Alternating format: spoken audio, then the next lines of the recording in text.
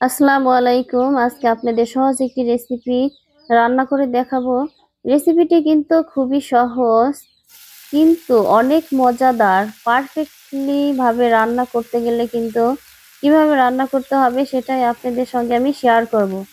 এখানে চুলাতে আমি কড়াই দিয়ে দিয়েছি, তেল দিয়েছি।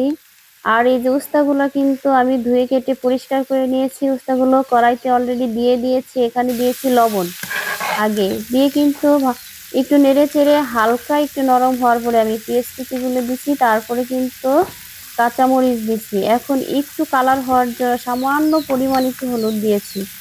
এখন এটাকে আমি ভাজা ভাজা করে কিন্তু রান্না করে নেব। অনেকেই কিন্তু উস্তা ভাজি করে দেখা যায় পুড়ে যায়, আবার কালারটাও নষ্ট হয়ে যায়। এর জন্য কিন্তু পারফেক্টলি রান্না করা হয় না। তাই উস্তা ভাজিটা কিভাবে রান্না করবেন সেটাই আপনাদের সঙ্গে আমি দেখাবো। উস্তা ভাজিটা যাতে কালারটা নষ্ট না হয় বা ভেঙে বেশি না যায়, দলা না হয়ে যায়, সেটাই দেখালাম।